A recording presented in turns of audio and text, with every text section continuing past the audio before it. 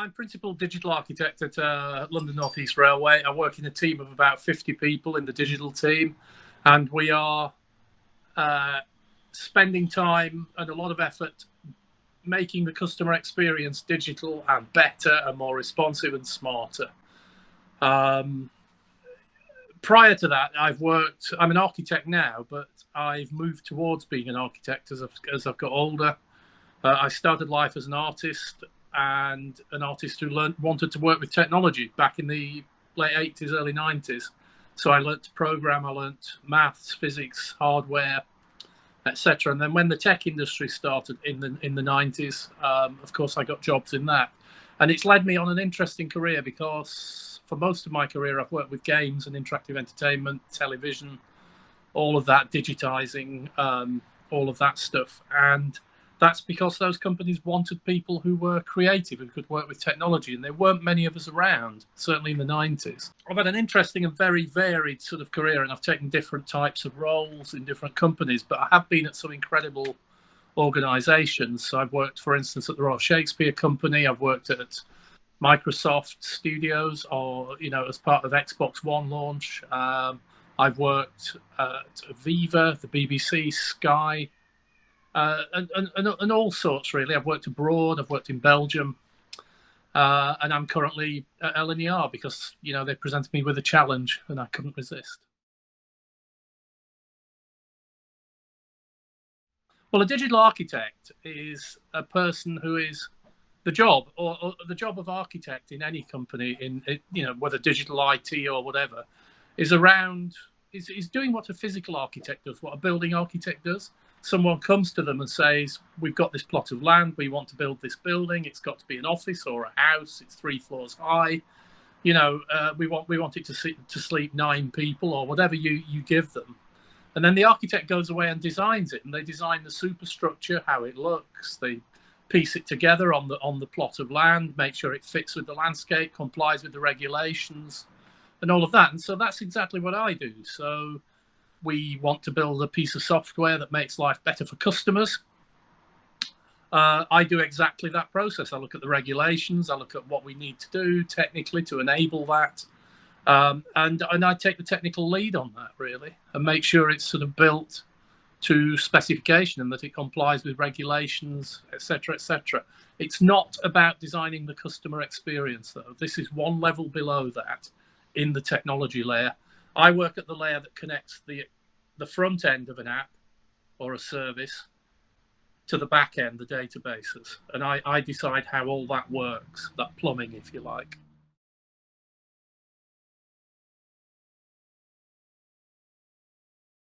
How I got the job at LNER, I literally got approached by an agency who were advertising the job on their behalf. And they said, we've got an old CV of yours from a jobs board. You seem to fit the profile of what they're looking for. They want somebody with an agency background, with a creativity, but, who is technically competent. And I said, okay, well, set that up then, please. And I went along, had interviews, and got the job. When you work in digital and IT and things, a lot of jobs are found like that. You put your CV on jobs boards and you find jobs through contract work and things like that. And people are always looking for contractors. They have a new project, they need 3 people to do some technical stuff, so they find them and you have a year-long contract or whatever. This is a permanent role, but it's still the same sort of process for finding people. And I think that's an interesting sort of approach. If I was 26 and I was looking for a job right now, I'd be considering taking contract work if at all possible, because it builds you up experience in different companies. So, that list of companies I've reeled off, those jobs were a mixture of contract and perm.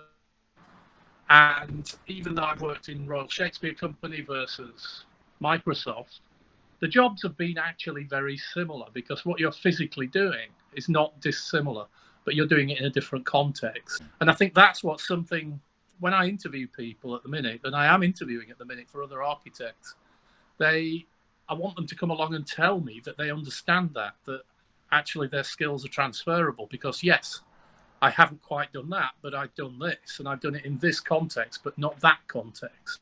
And I think that's where it's valuable. And to be honest, I have trouble finding younger architects.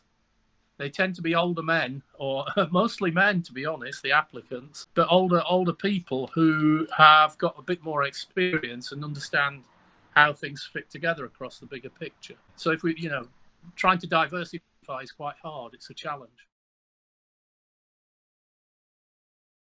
Yeah, I mean, you've got to understand the technology.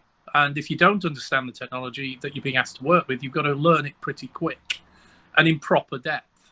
One of the problems I have is people tell me they're technical and they're not. They're technical at a certain level. They understand maybe how you can build an app or build a web page, but they don't understand the layer beneath or the layer beneath that. And I think when you're looking for architecture, it's got to be an understanding of that layer beneath. It's not the app, it's what the app is connecting into that really matters. And so if you can't answer questions about that, then you're really not going to be able to do the job. But you can learn it. And while you might not have worked on that system, you've worked on this system, and it's very similar. So the skills are transferable. They're just done in a slightly different way. Mm-hmm.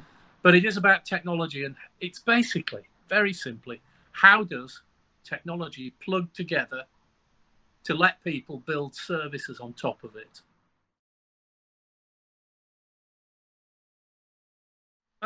Well, the challenges are obvious in the sense that you are often required to work to a budget, to a timeline, and sometimes you're asked to work with things you don't really know much about, and you have to learn that quickly. And also, you often get clients or colleagues who really don't understand that you can't do something, or you can't do it in that way, and they can't see why, because their technical knowledge is of a depth, but it doesn't tell them why they can't do it the way I'm saying they can't do it. So one of the big problems of the job is being diplomatic and being persuasive and persuading people to change an approach to something. Because what you've got to do is say, I can't do it in that way that you're asking, but I can do something like it in this way. You can't just stand there and go, no, can't do it. You've got to find a creative way to use the technology to deliver what the client is asking, but it's often not in the way they want. So you've got to be a diplomat, to be honest. My work-life balance at the moment is not great, but that's because I'm doing more than one person's job because someone's left, and I'm looking to find the replacement. It's also been quite challenging during COVID, and I think that changed it a lot. It's been pretty intense during COVID, if I'm honest, and the reason is that we've been trying to keep the trains running and at the same time make them safe. So we've had an awful lot of things to implement across that have enabled people to travel safely, and I think that has added increased stress. But also, I'd say it's the same in any business that is transforming into a proper digital business. The job is intense, and you know what? That's a good thing. I actually like it. I prefer it to going in, sitting at a desk, and just doing the same old things day after day. I much prefer the variety, the fact that things come running at you and you have to respond. And so on. I think in terms of being outside work, what do I do outside? I write music and I make art. You can see the art behind me. This is all computer generated art. So it's not falling far from the tree in terms of it being tech. And the music's produced electronically as well. And the reason that is, in a way, that's because the tools are helping me to do that more quickly. So I can still do that stuff around a busy schedule. Certainly when I used to physically paint pictures rather than these, it took a lot longer to do everything. And of course, before digital music tools, you had to play an instrument and learn to play an instrument and be able to write music down. So that whole process took a lot longer. It's a lot quicker to do it. It's still a real skill to make good art and good music with it, but it does speed things up, and that's where the balance has come, I think, to learning to use the tools properly. These are what I call anti-selfies, and I was getting fed up of looking at people's selfies where they're saying, "Look how great I am! I'm by a swimming pool, and I'm fantastic looking, and I'm beautiful, and my lifestyle's fantastic." When we know that, we're having a shit time, basically, and most people get down and they feel up, they feel down, and they have good bits and bad bits. And these are all the bad bits collected rather than the good bits. So when you go on someone's on Instagram and everything looks fantastic and you get annoyed with them, these are the opposite, the literal opposite. They're anti-selfies, and these are all some form or another of what I would call Northern European expressionism. So one looks like a Van Gogh, more like a monk, a Goya, and so on. But they're all from that Northern European expressionistic style that ran through the last 400 years, really.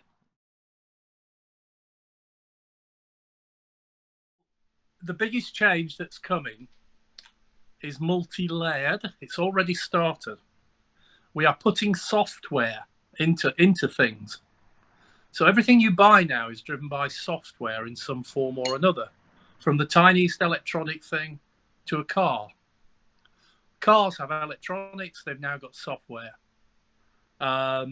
Workplace, everywhere you go, everything is done via computer. You swipe a card to go in, you have facial recognition on things, etc., etc.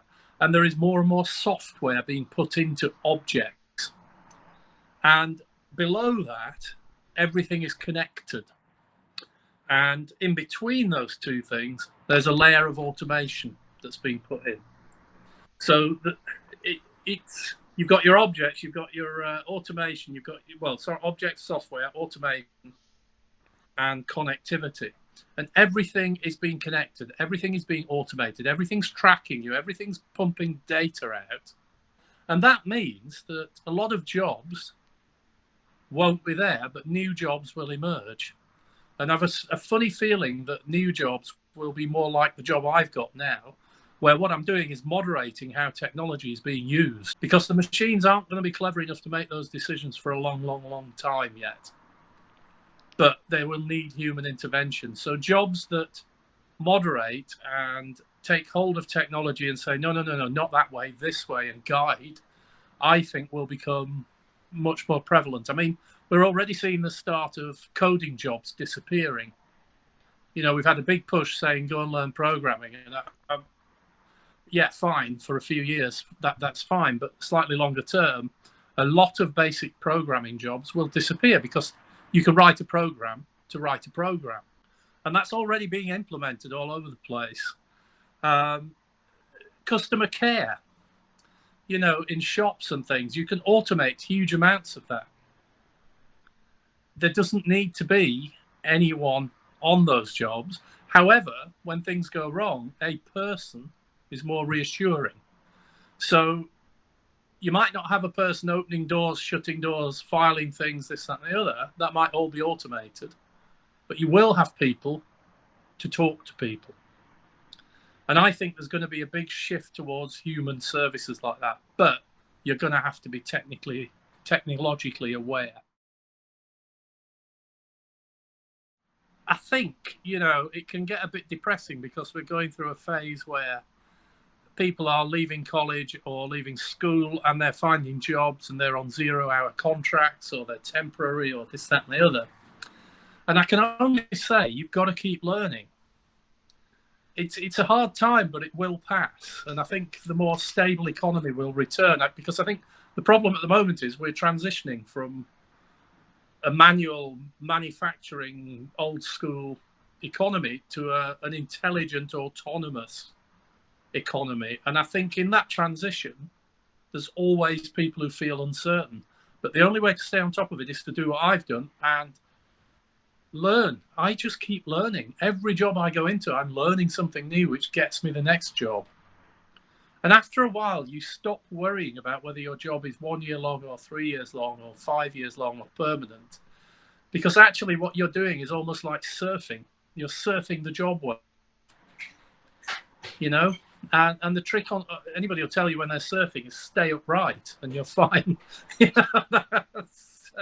And I think that resilience, day-to-day resilience, is absolutely crucial to the future for people in work. I think also don't study a degree and think, right, that's it, I'm going to be an economist or I'm going to be a this.